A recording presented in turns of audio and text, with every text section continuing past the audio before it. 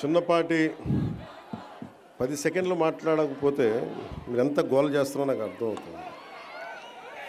ముందుగా ఇక్కడికి విచ్చేసిన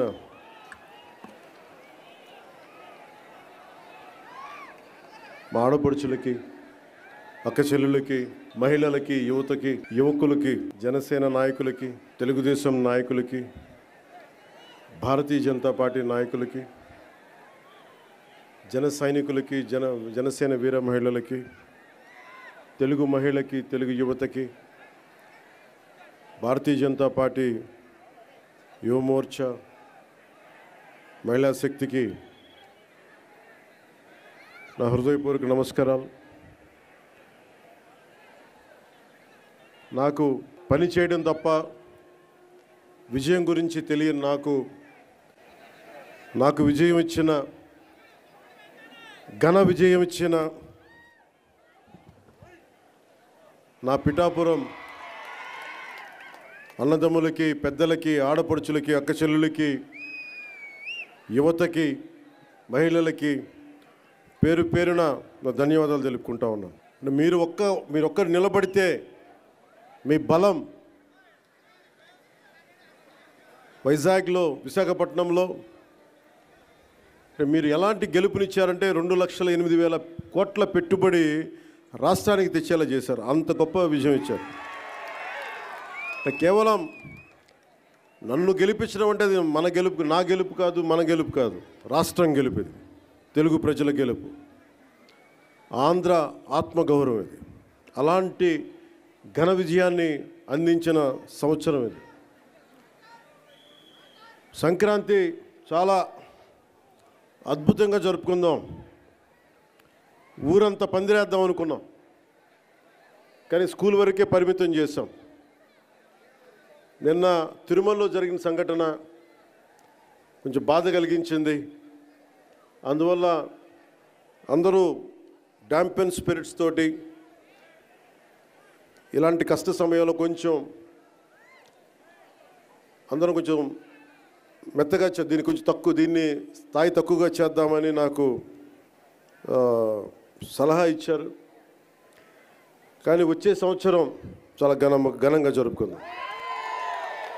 కుదిరితే ఈ దసరా బాగా చేద్దాం. అంటే నేనేమనుకున్నానంటే 200 మంది 10 కళాకారులతోటి ఏర్పాట్లు చేశాం. పిఠాపురం పేరు దేశానికే తెలిసేలా, అంటే సంకల్పం ఎలాంటిదంటే, నలిగిపోతున్న నాకు, దాహంతో గొంతు ఎండుకుపోయి అసలు చుక్క నీరు దొరకని పరిస్థితుల్లో పరిస్థితి ఎలా ఉంటుందో 15 సంవత్సరాలుగా ఒక బలమైన, ఇబ్బంది లేని ఒక సూపర్ స్టార్డమ్ని వదులుకొని నాకు ఇష్టమైన నా ప్రజలు, నా అన్నదమ్ముల కోసం 1.5 దశాబ్దం తర్వాత ఫలితం ఆశించకుండా చేశాను పోరాటం. కానీ దెబ్బలు తగిలినాయి, ఇబ్బంది పడ్డా. ఆ ఇబ్బందికి మీ గెలుపు నా గాయాలకి మందు వేశారు మీరు. మొన్న నాకు ఒక ఆంధ్రప్రదేశ్ పంచాయతీరాజ్ ప్రిన్సిపల్ సెక్రటరీ శ్రీ శశిభూషణ్ గారు, నేను కూర్చొని మాట్లాడుకుంటా ఉన్నాం.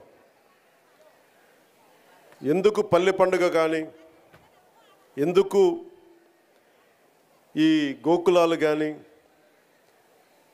ఈ రోడ్లు కానీ, పంచాయతీ రోడ్లు కానీ, పంచాయతీ నిధులు ఎందుకు మొత్తం 100% ప్రజలకు చెందేలా ఎందుకు పనిచేయాలి అని మాట్లాడుతూ, భవిష్యత్తులో జల్ జీవన్ మిషన్ ఎలా ఉండాలి, ఇలాంటి విధానాల మీద అన్నీ మాట్లాడుతూ శశిభూషణ్ గారిని ఒకటే కోరాను. మేము 10 సంవత్సరాల పైన, దశాబ్దంగా మాకు రాష్ట్రం లేకుండా పోయింది, రాజధాని లేకుండా పోయింది. అందుకని మేము కమిటెడ్గా ఉన్నాం. మేము ఇలాంటి రాష్ట్రానికి నేను మీ నుంచి కోరుకుంది ఒకటే, మీరు మనస్ఫూర్తిగా మీరు సహకరించమని ప్రతి అధికారిని కోరుకున్నాను అని ఆ సందర్భంలో ఒక విషయం తెలియజేశాను. అది కూడా ఎందుకైందంటే అంత 2 రోజుల ముందే కడపలో, ఉమ్మడి కడప ప్రస్తుతం అన్నమయ్య జిల్లాలో ఒక ఎంపీడీఓ మీద గత ప్రభుత్వ నాయకులు దాడి చేస్తే ఆ ఎంపీడీఓ గారు జవహర్ గారిని పరామర్శించడానికి వెళ్ళాను. వెళ్ళి వారితో మాట్లాడా, వారికి ధైర్యం చెప్పాం. ఆ నేపథ్యంలో నేను శశిభూషణ్ గారికి ఏం తెలియజేశానంటే, నేను ఎందుకు ఇంత తపన పడతానంటే సార్, మా నాన్న నాకు అధికారులు అంటే మీరు నమ్ముతారో లేదో నాకు తెలియదు, ఇది నేను శశిభూషణ్ గారికి చెప్పాను. మా నాన్న ఒక పోలీస్ కానిస్టేబుల్గా ఉద్యోగం ప్రారంభించిన మా నాన్న ఒక అసిస్టెంట్ ఎక్సైజ్ సూపరింటెండెంట్గా రిటైర్డ్ అయ్యారు సార్. ఇది ఆంధ్రప్రదేశ్ ప్రభుత్వం జీతాలతోటి బతికిన కుటుంబాలు మాయి.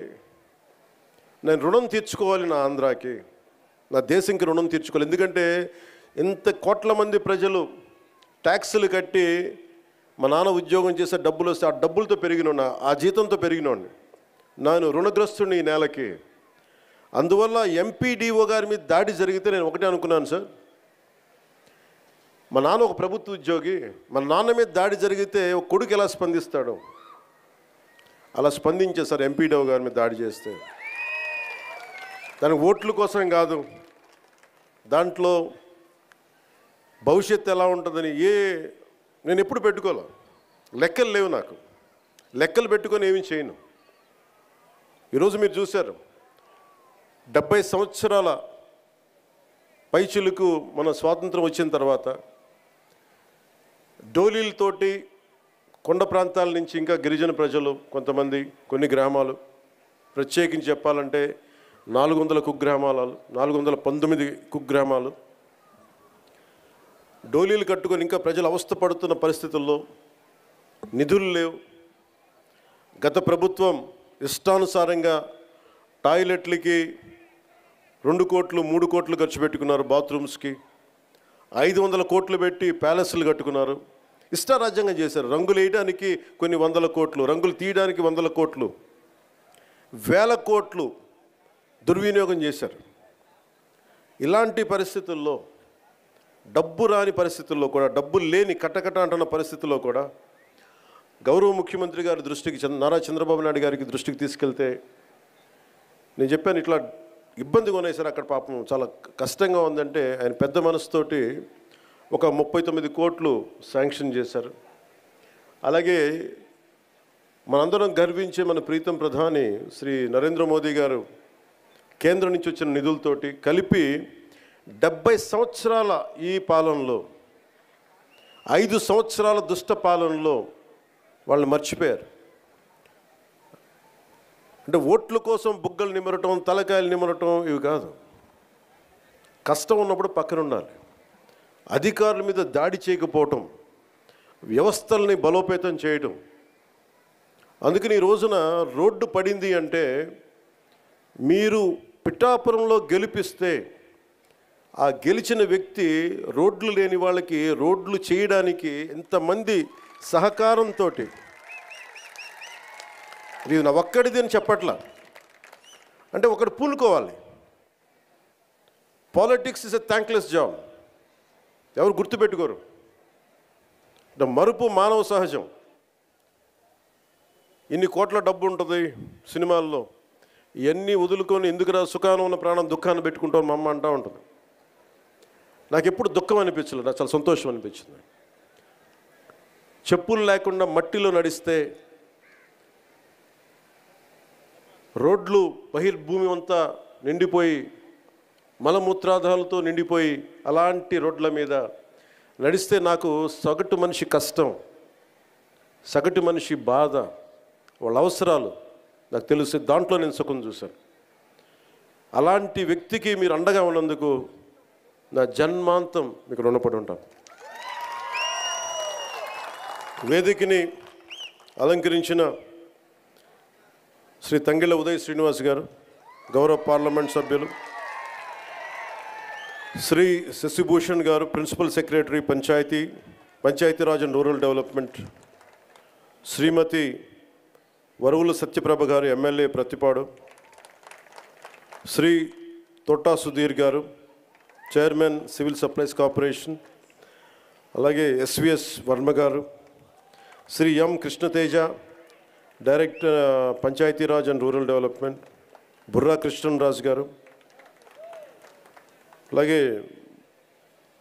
ఏదైనా ఒక పని చెప్తే ఆగ మేఘాల మీద యంత్రాంగానంతా ముందుకు తీసుకెళ్ళే మన ప్రీతమ కలెక్టర్ శ్రీ షణ్ముఖ్ గారు, అలాగే ఎస్పీ పాటిల్ గారికి మనస్ఫూర్తిగా నా హృదయపూర్వక నమస్కారాలు.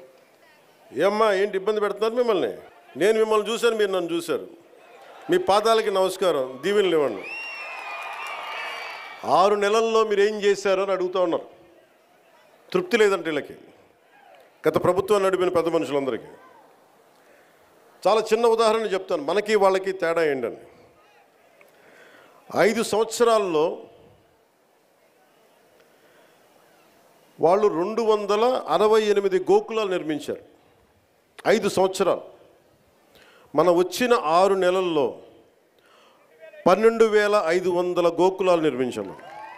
నాకు ఇష్టమైన కవి గుర్రం జాషువా గారు గోమాత గురించి ఆయన చెప్పిన మాట అంటే, మన సాంప్రదాయాల్లో కానీ ఆచారాల్లో కానీ మన కార్తీక మాసంలో కానీ శివుడికి అభిషేకాన్ని మన ఆవు పాలతోనే చేస్తాం.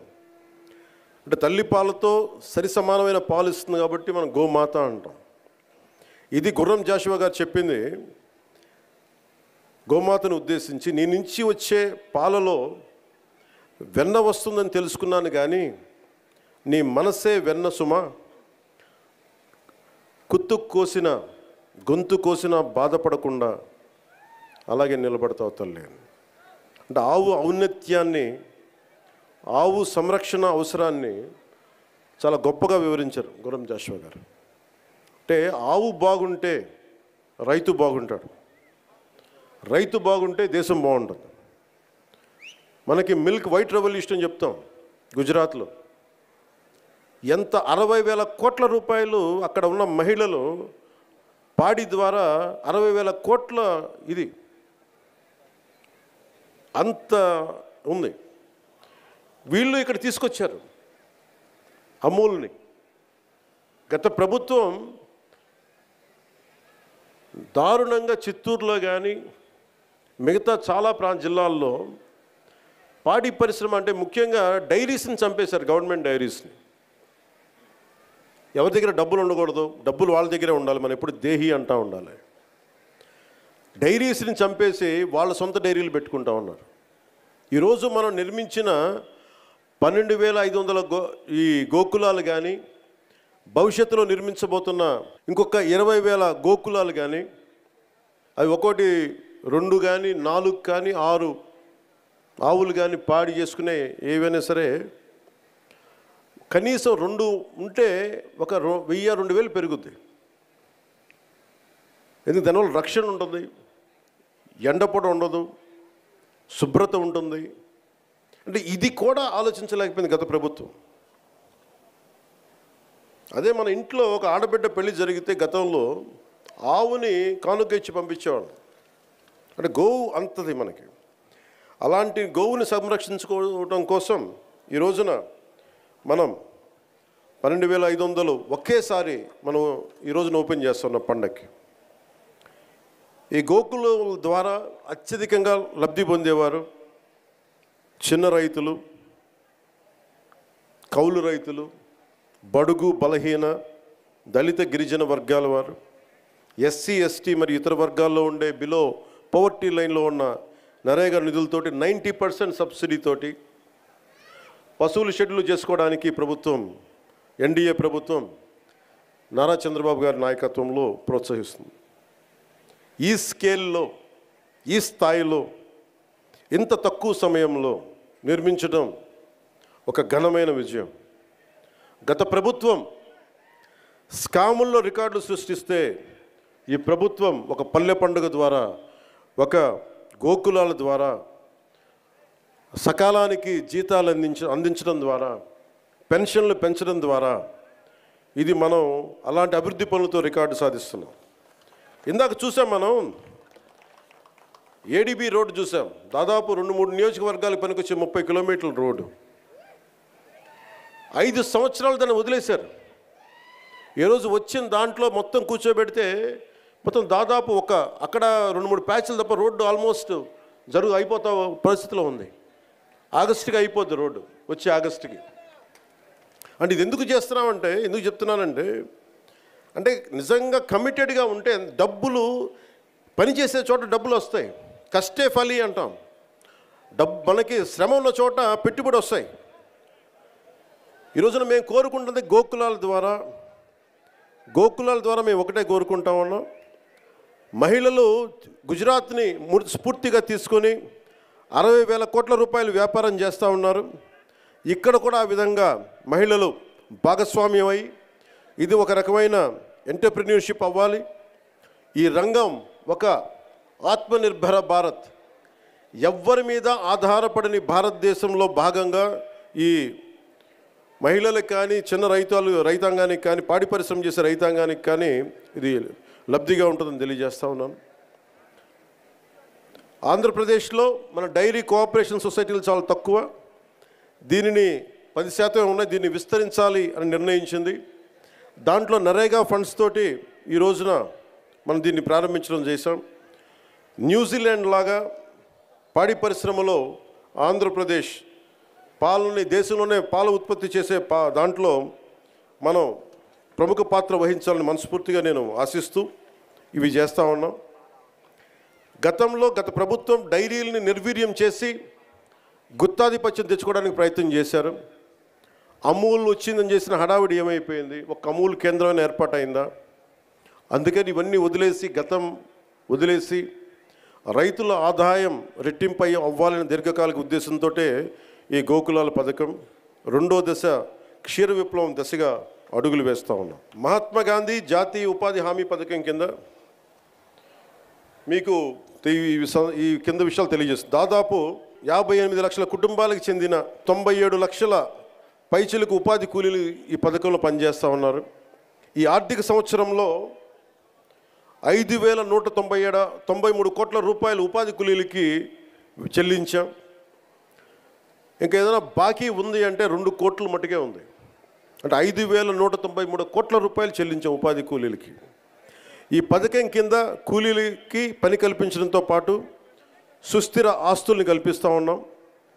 చట్టంలో చెప్పిన విధంగా ఆగస్టు 23వ తేదీన గతంలో ఎన్నడూ లేని విధంగా రాష్ట్ర వ్యాప్తంగా ఒకే రోజు 13,326 గ్రామ పంచాయతీలో గ్రామ సభలు ఏర్పాటు చేశాం.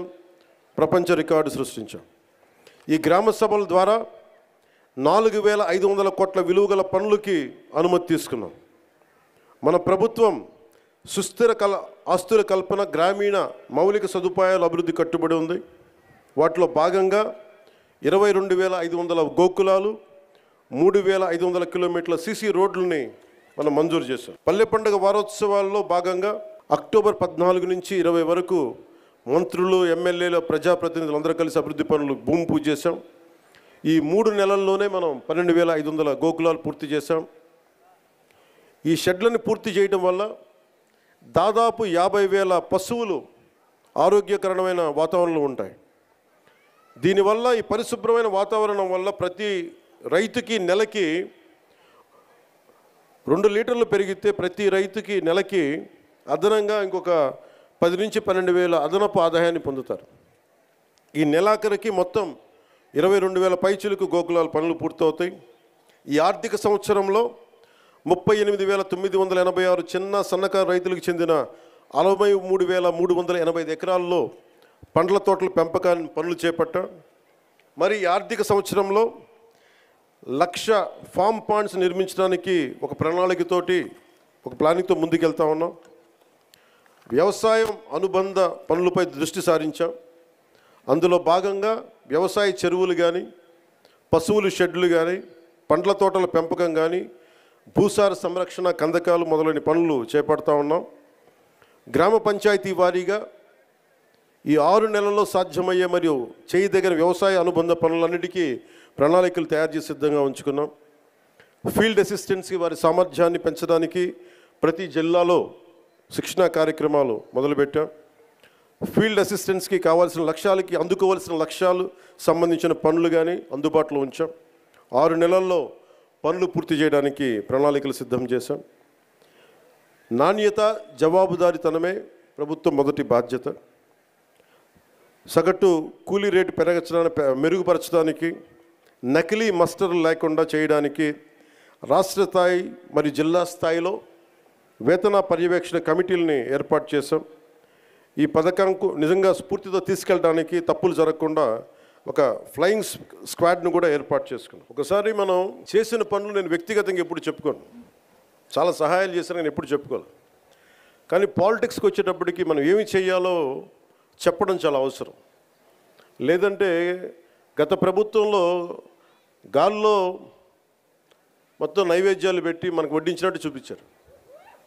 అలా కాకుండా నిజంగా సంక్రాంతి తాలూకు స్ఫూర్తి అవన్నీ మేము చేయడానికి ముందుకు తీసుకెళ్తా ఉన్నాం.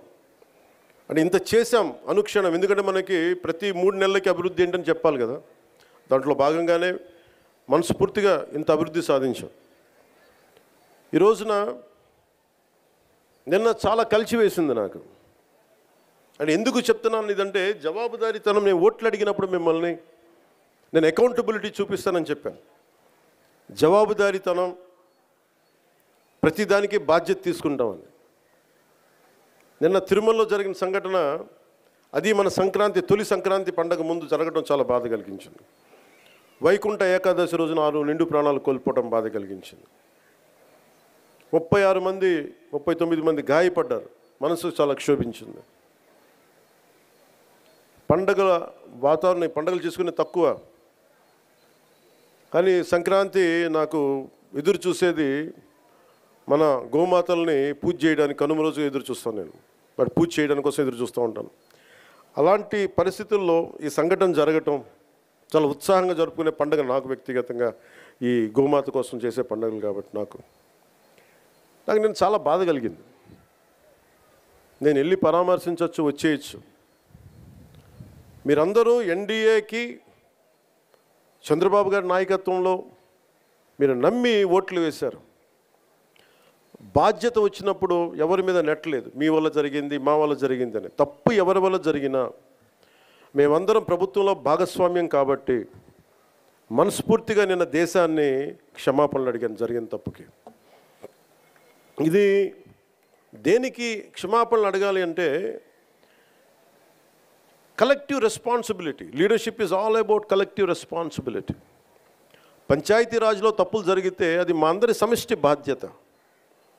నా దగ్గర నుంచి ఆఖరిగా ఉండే మన గ్రామాల్లో ఉండే వరకు, ఫీల్డ్ అసిస్టెంట్ వరకు తప్పుది.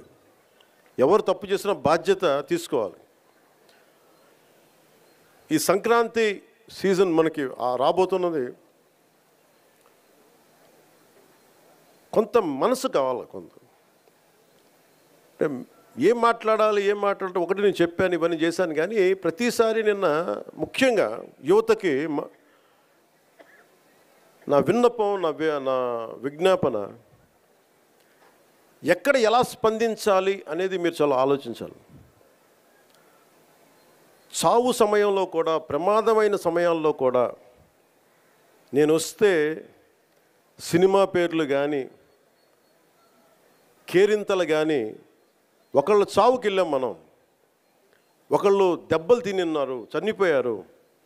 ఇలాంటి సమయంలో కూడా మనం కూర్చొని కేరింతలు, అరుపులతో ఉంటే భావ్యమా లేదా అనేది ప్రతి ఒక్కరు ఆలోచించాలి. పోలీస్కి కొన్నిసార్లు సహకరించాలి మీరు. అంటే ఎవరి బాధ్యత కనుక వాళ్ళు సవ్యంగా నిర్వర్తిస్తే ఒత్తిడి తగ్గుద్ది. నేను చూడండి, తిరుపతిలో ప్రతి ఒక్క వ్యక్తి కనుక వాడి బాధ్యత నిర్వర్తించుంటే సరిగ్గా, ఇంతమంది మంత్రులు వెళ్ళాల్సిన పరిస్థితి ఉండేది కాదు, ముఖ్యమంత్రి రావాల్సిన పరిస్థితి ఉండేది కాదు, నేను వెళ్ళాల్సిన పరిస్థితి ఉండేది కాదు, ఎంటైర్ క్యాబినెట్ ఉండాల్సిన పరిస్థితి ఉండేది కాదు. దానికి అదనంగా పోలీసులందరికీ ఒత్తిడి, డిఎస్పీలకి, ఎస్పీలకి అందరికీ ఒత్తిడి. అంటే ఒక్క చిన్నపాటి ఏరియాలో ఒకళ్ళు చేసిన తప్పుకి మొత్తం సమిష్టిగా జిల్లా పోలీస్ యంత్రాంగం ఎస్పీ గారితో సహా దాన్ని ఫలితం అనిపించాల్సి వచ్చింది. నాకు ప్రత్యక్షంగా దానికి సంబంధం లేకపోయినా నేను దాంట్లో ప్రభుత్వంలో బాధ్యత కాబట్టి సనాతన ధర్మాన్ని పాటించే హిందువులందరినీ నేను క్షమాపణ అడిగాను. అంటే ఇది ప్రతి ఒక్కరూ బాధ్యత నిర్వర్తించాలి. కేవలం నాయకులకి ఓట్లేస్తే సరిపోదు. ప్రతి ఒక్క ప్రజాప్రతినిధి కానీ, అధికారి కానీ, ఉద్యోగి కానీ ఎవరి బాధ్యతలు వాళ్ళు నిర్వర్తించాలి.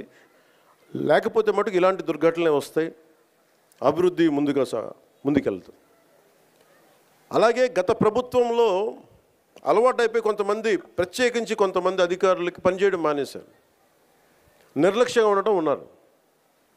అధికారికి పార్టీ పట్ల, ఏ పార్టీ అయినా సరే, జనసేన కాదు, తెలుగుదేశం కాదు, భారతీయ జనతా పార్టీ కాదు, గతంలో ఉన్న పార్టీ కూడా కాదు, your loyalty is for the people. మీరు రాజ్యాంగానికే మీరు కట్టుబడి ఉండండి. మేము ప్రత్యేకించి ఫేవర్స్ ఏమి అడగం. నేను ప్రతిసారి కలెక్టర్ గారికి కానీ, ఎస్పీ గారికి కానీ నేను ఒకటే చెప్పాను, మీరు నాకు ప్రత్యేకించి ఏం చేయకండి అన్న. కనీసం మీరు మాకు చేయాల్సింది న్యాయం అందరికీ జరిగేలా చూడండి అని చెప్పాను. మా వాళ్ళు శిక్షిస్తే, తప్పు చేస్తే మాకు కూడా బాధ్యత నేర్పండి అని చెప్పాను. ఎందుకంటే నేనే స్వయంగా అసెంబ్లీలో నేనే చెప్పా, తప్పు చేస్తే నన్ను కూడా శిక్షించమని. అలాంటిది మీరు మా వాళ్ళు రక్షించమని నేను అడగట్లే, కానీ రాజ్యాంగం ఇచ్చిన విధుల్ని సంపూర్ణంగా పరిరక్షించమని నేను మనస్ఫూర్తిగా అడుగుతూ ఉన్నాను. అంటే ఇది ముఖ్యంగా మన పిఠాపురంకి సంబంధించి మీ అందరి దృష్టికి తీసుకొస్తా ఉన్నా. నేను మొన్నదాకా జిల్లాలు తిరుగుతాను, ప్రతి జిల్లా కేంద్రాలకు వెళ్తాను, అనుకున్న 26 జిల్లాలకు వెళ్తాను అనుకున్నాను. నేను చాలా పెద్ద మనసుతో వచ్చాను, గొడ్డు చాకిరీ చేయడానికి వచ్చాను ఇక్కడికి. సో ముందు పిఠాపురంతో మొదలు పెట్టాలని అనుకున్నాను. అంటే నేను ముందు నాకు ఉద్దానంతో ప్రారంభించాం కాబట్టి శ్రీకాకుళంకి వెళ్దామా, లేదంటే భయంతో ఉండే, ఎంతసేపు భయం గుప్పిట్లో ఉండే కొన్ని రాయలసీమ జిల్లాలకు వెళ్దామా, ఇట్లా అన్నీ ఆలోచిస్తాను. ఒకటే అనిపించింది, ముందు ఇంటిని శుభ్రపరచుకున్న తర్వాత బయటికి వెళ్ళనిపించింది. అందుకని నేను నాకున్న స్థలంలోనే ఇక్కడ నేను సిమెంట్ ఇళ్లలో కూడా నేను అక్కడ నాకు షెడ్లు వేసుకొని ఉంటానని చెప్పాను. ఇప్పుడు ఇందాక చెప్తున్నాను పేషి అందరికీ, నేను కొన్న స్థలంలో షెడ్లు వేసుకొని 14 రోజులు ముందు అవసరమైతే ఎక్కువ ఇక్కడే ఉండి మన పిఠాపురం ఉన్న ప్రతి గ్రామానికి వెళ్ళి, మన 53, 54 గ్రామాలు, ప్రతి మండలం నేను వచ్చి స్వయంగా నాకు ప్రతి ఒక్కరు తెలియాలి నాకు. అందుకని నేను నాకు అదే కావాలి, మన ఇద్దరు కూడా. రోగి అదే కోరుకున్నాడు, వైద్యుడు అదే ఇచ్చాడండి. అలా మీకు అదే కావాలి, నాకు అదే కావాలి. మనందరం కలిసి మన పిఠాపురాన్ని మొత్తం ఒక జాతీయ స్థాయిలో దీని పేరు తీసుకొద్దాం. మనసు పెడితే ఏముండదు. మీరు ఇంత బలంగా నిలబడ్డారు. సో నేను ఏంటి ఎత్తుకుతున్నానంటే ఫోన్లో, అలా కాదు, నాకు పిఠాపురం నుంచి చాలా కంప్లైంట్స్ వచ్చినాయి. అది చదువుదామని పెడతాను. అది అంటే కలెక్టర్ గారు ఇక్కడే ఉన్నారు, పోలీసు ఉన్నతాధికారులు ఇక్కడే ఉన్నారు కాబట్టి కొన్ని బయట మాట్లాడుకున్నాయంటే, కొన్ని లోపల మాట్లాడుకునే ఉంటాయి. కొన్ని ఇంటి సమస్యలు ఇంట్లో ఇళ్లలోనే మాట్లాడుకుందాం. అంటే పిఠాపురం పట్టణంలో కొంత ఎస్పీ గారి దృష్టికి తీసుకొస్తా ఉన్నా, కొంత ఉదాసీనంగా ఉన్నారు మన పోలీస్ వ్యవస్థ అని చెప్తా ఉన్నారు. ఒకసారి మీరు చేయండి, ఎందుకంటే చిల్లర దొంగతనాలు పెరుగుతూ ఉన్నాయి. గంజాయికి అలవాటు పడ్డ కుర్రాళ్ళు 100-500 లాక్కొని పోతూ ఉన్నారు. దొంగతనం చిన్నదే కావచ్చేమో కానీ ఊళ్ళల్లో నోటి మాట ద్వారా దొంగతనాలు పెరిగాయి అనేది మొదలైతే పవన్ కళ్యాణ్ వచ్చి దొంగతనాలు పెరిగినాయి అంటే చాలా దరిద్రంగా ఉంటుంది. దయచేసి అది చూసుకోండి. చెప్తా, ఇంకా చాలా లిస్ట్ ఉంది, చదవనే. పిఠాపురం పట్టణంలో రథాలపేట, ఇందిరానగర్, అగ్రహారం ప్రాంతాల్లో గంజాయి వాడకం పెరిగినది ఉంది. అవునమ్మా. అలాగే తున్నించి వచ్చేవాళ్ళు ఇక్కడ కుర్రాళ్ళకి గంజాయి సప్లయర్స్గా మారుస్తున్నారని ఇది ఉంది దృష్టి. అలాగే మొన్న ఎస్సీ బాయ్స్ హాస్టల్లోకి వెళ్ళి కొంతమంది పిల్లల్ని కొట్టి 10-25 రూపాయలు లాక్కొని హాస్టల్లో వాళ్ళని డబ్బులు తీసుకున్నారని చెప్పారు. అదే రోజు మళ్ళీ పోలీస్ కంప్లైంట్ చేస్తే పిల్లల్ని తిరిగి కొట్టారని ఉంది నా దృష్టికి. అలాగే ఈ నెల 2వ తేదీన దారి కాచి ఒక వ్యక్తిని కత్తితోటి బెదిరించి ఒక బంగారు గొలుసు జేబులో 500 లాక్కొని వెళ్ళిపోయారు. పిఠాపురం పట్టణంలో ఉన్న RRBHR ప్రభుత్వ జూనియర్ కాలేజ్ దగ్గర ఈవిటీజింగ్ పెరిగిపోయింది. బైక్స్ మీద రౌండ్స్ కొడుతూ అమ్మాయిల్ని ఇబ్బంది పెడుతూ వేధిస్తున్నారు. ఈ విషయాన్ని ప్రిన్సిపల్ శ్రీ కేశవరావు గారు 3 నెలల క్రితమే పోలీస్ స్టేషన్కి వెళ్ళి తమ కాలేజీ మొదలయ్యే సమయంలో పోలీసులు ఉంచితే అమ్మాయిలకు భయం ఉండదని చెప్తా ఉన్నారు. ఈ కాలేజ్ దగ్గరే కాదు, పట్టణంలో ఉన్న ప్రైవేట్ కాలేజీల దగ్గర, బస్ స్టాండ్ దగ్గర ఈవిటీజింగ్ పెరిగింది.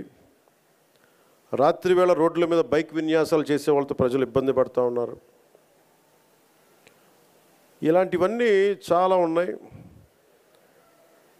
సెటిల్మెంట్లు పోలీస్ స్టేషన్లో కాకుండా,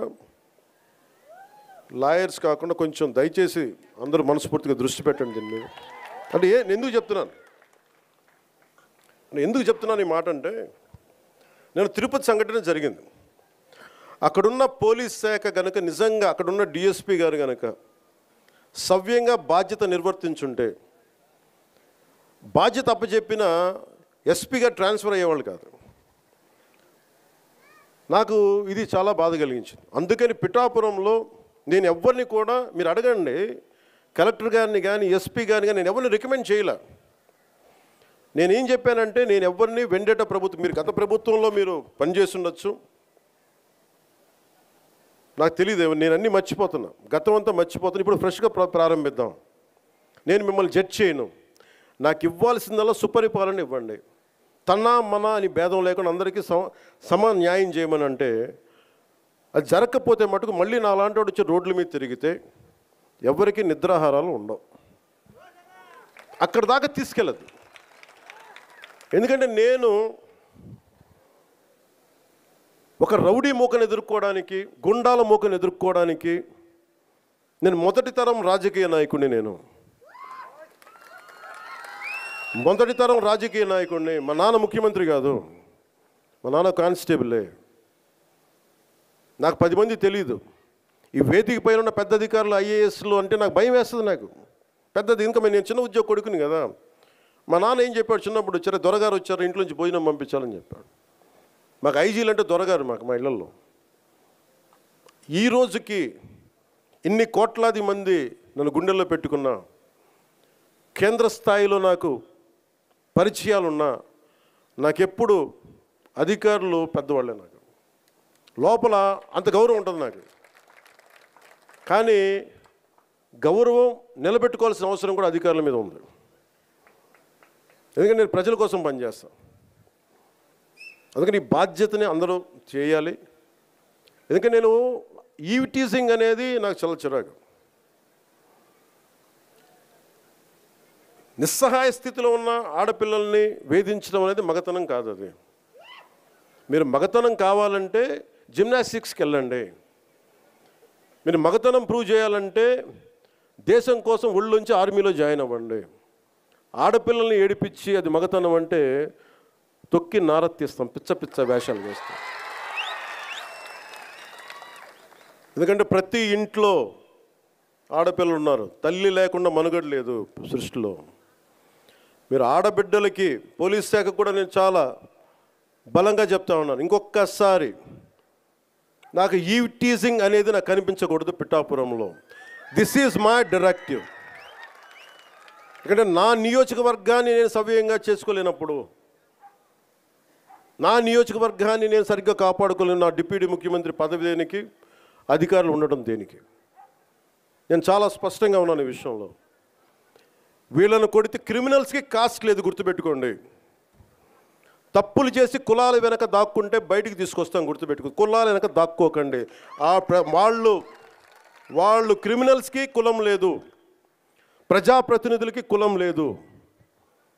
we are very clear about it. చాలా స్పష్టంగా ఉన్నాను దాని మీద. ఈయన కొడితే మాకు ఓట్లు పోతాయి. ఇప్పుడు నేను అధికారులందరికీ చెప్తా ఉన్నాను, సార్ ఈయన అరెస్ట్ చేస్తే ఓట్లు పోతాయి. ఎందుకు ఓట్లు పోతాయి? ఎవరు వెనకేసుకొస్తారు వీళ్ళని? నేనైతే వెనకేసుకురాను, మా కూటమిలో ఉన్న నాయకులు ఎవరు వెనకేసుకురారు, ఒకళ్ళు వెనకేసుకొస్తే సరిదిద్దుతాం.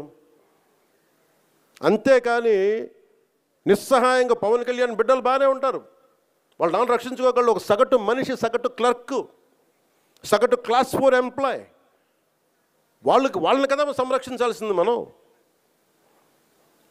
విఐపి ట్రీట్మెంట్ ఆగాలి ఇక్కడ, సగటు కామన్ మ్యాన్ ట్రీట్మెంట్ పెరగాలి.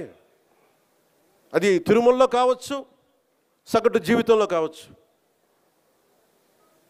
ఇలా కాకుండా కూర్చోబెట్టి పోలీస్ 6 నెలల హనీమూన్ పీరియడ్ అయిపోయింది.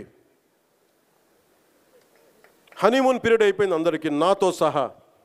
నాకు కూడా ఇంక లెర్నింగ్ కూర్చోబెట్టి రివ్యూస్ అని వదిలేసాను. నేను నుంచో చోట రివ్యూ చేస్తాను, అవసరమైన చోట నిలబడతాం, కానీ రాష్ట్రం అంతా తిరుగుతాం, మన పిఠాపురంతో మొదలు పెట్టుకొని. మీరు నన్ను నమ్మి గెలిపించారు, మీరు నన్ను, నేను మీకు నిలబడతాను, గుర్తుపెట్టుకోండి. మీరు నాకు ప్రోగ్రెస్ ఇవ్వండి, నేను మళ్ళీ పని చేసే ఓట్లు అడుగుతాను. కానీ ఈ లోపల మటుకు నాకు మీరు జేజేలు కొట్టండి, ఆటోగ్రాఫ్లో నేను ఇవ్వకపోవచ్చేమో, కానీ మీకు పని అయితే ఉళ్ళు ఉంచి పనిచేస్తాను.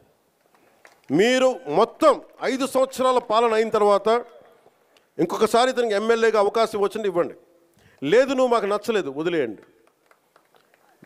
మీరు నేను అంత నిక్కచ్చిగా ఉన్నాను, నాతోటి నేను అంత నిక్కచ్చిగా ఉన్నాను. అందుకని నేను చాలా స్పష్టంగా ఉన్నాను. 15 ఏళ్ల తక్కువ కాకుండా అలయన్స్ ఉండాలని మనస్ఫూర్తిగా నేను ఆ శక్తిపీఠాన్ని ఆనేసి చెప్తా ఉన్నాను. కానీ అధికార యంత్రాంగం నాకు మీ సహకారం కావాలి. నేను గవర్నమెంట్ ఎంప్లాయ్ కొడుకునే, లేట్ గవర్నమెంట్ ఎంప్లాయ్ కొడుకుని, నేను కష్టాలు నాకు తెలుసు. జీతాలు రాకపోతే స్కూల్లో నుంచి బయటికి పంపించేసిన సంఘటనలు కూడా ఉన్నాయి, నాకు అవి తెలుసు. నాకు కరెక్ట్గా కూర్చోబెట్టి 1వ తారీఖు జీతాలు రావు, 7కో 8కో వస్తే స్కూల్ నుంచి పంపించేసేవాళ్ళు నన్ను. అవి కూడా చాలా సందర్భాలు జరిగినాయి. నా కష్టాలు తెలియదని చెప్పకండి ఎవరు, నా కష్టాలు తెలుసు. అందుకే నిన్న ఎందుకు తగ్గి మాట్లాడతానంటే కష్టాలు తెలిసిన వాడిని కాబట్టి. నాకు అధికారం అలంకారం కాదు, అధికారం బాధ్యత నాకు. కానీ నాకు పిఠాపురం బాగుండాలి, నేను చాలా స్పష్టంగా ఉన్నాను. లా అండ్ ఆర్డర్ కనుక ఎవరన్నా సరే ఇష్టరాజ్యంగా ఎవరన్నా సరే ఇష్టం వచ్చినట్టు చేస్తే తొక్కి నారత్తిస్తాను ఒక్కొక్కరికి. మా ఇష్టం కుదరదట్లా.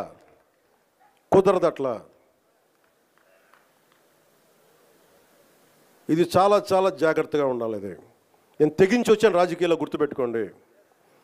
గుండాలకి చంపేస్తానంటారు నన్ను. మొన్న అడవుల్లోకి వెళ్ళాలంటే నక్సలైట్లు మందు పాత్రలు పెడతారంటే పెడితే పెట్టండి, పేలిపోతాను, కానీ నేను ఆపను నడక. అంత తెగించున్నాను, గుర్తుపెట్టుకోండి. ఎందుకంటే నేను అభివృద్ధి కావాలి. పోలీస్ వ్యవస్థ ఏం చెప్తారు, సార్ అక్కడ వెళ్తే మీరు మందు పాత్రలు ఉంటాయి, ఇబ్బంది పెడతారు, భయపెడతారు. భయపడేవాడిని రాజకీయాల్లోకి రాకూడదు, మంచి చేయాలని వచ్చాను, నాకు భయం లేదు నాకు. అంటే ఇంత తెగించిన వాడిని ఆకు రౌడీలు కానీ చిల్లర వేషాలు వేసేవాళ్ళు కానీ నేను భయపడతానా? అందుకని చాలా జాగ్రత్తగా ఆలోచించి అందరూ దయచేసి మసలండి. ఎందుకంటే నేను తెగించానంటే మటుకు ఇంకెవరు తెగించరు, అంత పిచ్చగా తెగిస్తాను నేను. ఎందుకంటే నేను నిన్న ఎందుకు క్షమాపణ చెప్పాలి, ఎందుకు క్షమాపణ చెప్పాలి? నేను బాధ్యత అడిగాను, మీ ఓట్లు అడిగాను నేను. తిరుమల నాకు డైరెక్ట్గా నాకు సంబంధం లేకపోవచ్చు, కానీ నేను దాంట్లో భాగస్వామ్యం. ప్రభుత్వంలో మీరు నారా చంద్రబాబు గారు గెలవకపోయినా, నేను గెలవకపోయినా, 164 మంది ఎమ్మెల్యేలు గెలవకపోయినా టీటీడీ బోర్డు ఎక్కడి నుంచి వస్తుంది? చైర్మన్ ఎలా నియమితం అవుతాడు? ఆయన ఈఓ ఎలా నియమితం అవుతారు? ఈఓ ఎలా నియమితులు అవుతారు? మేము గెలిస్తేనే మీరు, అది ఎక్కడి నుంచి వచ్చింది మాకు గెలుపు? మీరిస్తే. అందుకు మీకు నేను క్షమాపణలు చెప్పాను. నేను కోరుకునేది ఒకటే, ఎప్పుడో చెయ్యని తప్పుకి జపాన్ లాంటి దేశంలో ప్రధానమంత్రి ఆయన పుట్టక ముందు జరిగిన తప్పుకి ఆయన పార్లమెంట్లో క్షమాపణలు చెప్పాడు. మనం నేర్చుకోవాల్సింది అది. వాళ్ళు చేయకపోయినా 3 తరాల ముందు తప్పు చేసినా క్షమాపణలు చెప్పారు. నేను ఈ రోజున అడుగుతుంది టీటీడీ బోర్డు పాలక మండలి, చైర్మన్ గారు కానీ, సభ్యులు కానీ, ఈఓ కానీ, ఏఈఓ కానీ మీరు ప్రెస్ మీట్ పెట్టి క్షమాపణలు చెప్పండి. నేను క్షమాపణలు చెప్పినప్పుడు మీకు క్షమాపణలు చెప్పడానికి నామోషి ఏంటి? బాధ్యత తీసుకోండి, బాధ్యత తీసుకోవాలి. ఇది చాలా బాధ కలిగించేది. మాకు సంబంధం లేదంటే ఎట్లా? నా తప్పు కాదంటే రాజు 7 చేపలు కదలా, మరి ఎవరు చేస్తారు ఇది? నాకేం సరదా నాకు క్షమాపణలు చెప్పడం? నేను దోషిగా నిలబడాలా ఇలాంటి సంఘటనలో? అందుకని ఎందుకు నేను డ్యాంపెన్ చేశాను, ఎందుకు తగ్గించాను సంక్రాంతి సంబరాలంటే, వాళ్ళు ఎంత గొప్పవాళ్ళంటే చనిపోయిన 6 మంది వారి కుటుంబ సభ్యులు దేవుడు పట్టుకెళ్ళిపోయాడు అంటున్నారు. 36 మంది గాయపడితే ప్రతి ఒక్కరిని పేరు పేరున పరామర్శిస్తే అందరూ కూడా నలిగిపోయి 100 మంది మీద పడిపోయారు. ఎంత ఉంటుంది ఒక ఆడపడుచు మీద పడిపోతే, పెద్ద ఆవిడ మీద పడిపోతే? తమిళనాడు నుంచి వచ్చారు. ఎలా ఉందమ్మా మీకంటే, కడవలు పాత్రికాంగయ్యా, కడవలు వెళ్ళి దేవుడు బయటికి తీసుకొచ్చాడు మమ్మల్ని అంటా ఉన్నారు. ఎంత పెద్ద మనసుతోటి సరిగ్గా చూసుకోలేదయ్యా మమ్మల్ని, కానీ ఏం చేస్తాం, మా కర్మ ఇలా కాలిందని. అది దేశం తాలూకు దౌర్భాగ్యం. ప్రజలు ఇంత బాధ్యత ఇప్పుడు కష్టం వచ్చినప్పుడు ఎంత అద్భుతంగా చెప్పారంటే నాకు కన్నీళ్ళు వచ్చినాయి. నాకు నిన్న కరిగిపోయాను నేను. వీళ్ళకి క్షమాపణలు చెప్పదు ఇంకెవరికి క్షమాపణలు చెప్తాం? ఏఈఓ కానీ, ఏఈఓ వెంకయ్య చౌదరి గారు కానీ, ఈఓ శ్యామలరావు గారు కానీ, చైర్మన్ బిఆర్ నాయుడు గారు కానీ, టీటీడీ బోర్డు సభ్యులు, పాలకా మండలి సభ్యులు అందరూ కానీ మీరందరూ వచ్చి ఒక్కొక్క వ్యక్తి గురించి కథ వింటే అప్పుడు మీకు బాధ అర్థమవుతుంది. క్షమాపణలు చెప్పండి. మీరు క్షమాపణలు చెప్పి తీరాలి, వేరే దారి లేదు మీకు.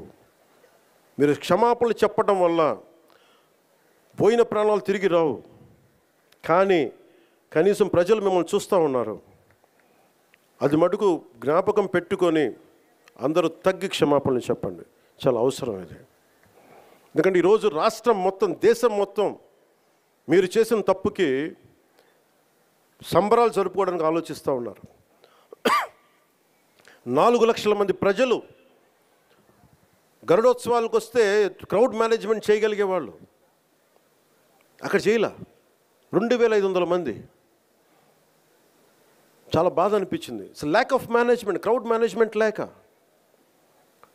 ఎవరిని ఎంతమందిని కూర్చోబెట్టాలి ఈ ఆలోచన లేక, అది కానిస్టేబుల్స్గా దగ్గర నుంచి అధికారులు, ఎస్ఐలు, సిఐలు, 1100 మంది పైచిలకు పోలీసు. కానీ దురదృష్టం జరిగిపోయింది. సో నేను ఈ సందర్భంలో నేను ఒక కొత్త ప్రయాణం మొదలు పెడుతున్నాను. 6 నెలల తర్వాత ప్రతి జిల్లాకి వస్తాను. అది మనం పిఠాపురంతో మొదలు పెడుతున్నాను.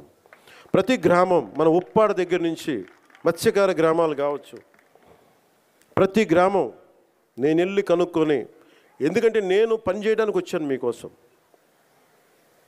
నేను నాయకులందరినీ కలుపుకెళ్తాను. అది వర్మ గారు కావచ్చు, కృష్ణరాజు గారు కావచ్చు, ప్రతి ఒక్కరు, మా జనసేన నాయకులు కావచ్చు, పేరు పేరున నేను చాలా బాధ్యతగా ఉంటాను. ఇంత పని చేసేవాడిని అది గొడవ పెట్టుకోవాలంటే నేను వెనకండి, అది కూడా గుర్తుపెట్టుకోండి. నాకు అంత తెగింపు ఉండదు. మీరు అడవుల్లోకి వెళ్ళడానికి భయపడతారు. నాకు బిడ్డలు, నా 4 బిడ్డలు. పోవడానికి నాకు చాలా కోట్ల సంపాదన ఉంది, కెరీర్ ఉంది నాకు. ఇవన్నీ వదిలి నేను అడవుల్లోకి వెళ్ళి మందు పాత్రలు ఉంటాయా లేదా అని భయంతో ఎందుకు వెళ్ళాలి నేను? నాకు ఇష్టం అంత ప్రజలంటే, ప్రేమ నాకు. ఎంతసేపు కూర్చొని శ్రీశ్రీ కవితలు చదివి, బాలగంగాధర్ కవితలు చదివి అవి ఉటంకించడానికి నేను ఒక స్టేజ్ మీద, నేను కవిని కాదు, నేను పనిచేసేవాడిని. విప్లవకారుడు రాజకీయ నాయకుడు అయితే ఎలా ఉంటుంది, ఇలాగే ఉంటుంది. విప్లవకారుడు తుపాకీ పట్టుకోకుండా ఓటు నమ్మితే ఎలా ఉంటుంది, ఇలాగే ఉంటుంది. నా డబ్బు మీద మమకారం లేదు, పేరు మీద ఇష్టం లేదు, బాధ్యతే ఉంది నాకు. అందుకని నాతో ప్రేమ అయినా సరే, గొడవ అయినా సరే, రెండింటికి నేను సిద్ధం. అందుకని దయచేసి నేను డబ్బుకు ఆశపడో, పేరుకు ఆశపడో, నాకు భగవంతుడు కావాల్సినంత పేరు ఇచ్చాడు, అవసరమైనంత డబ్బు ఇచ్చాడు.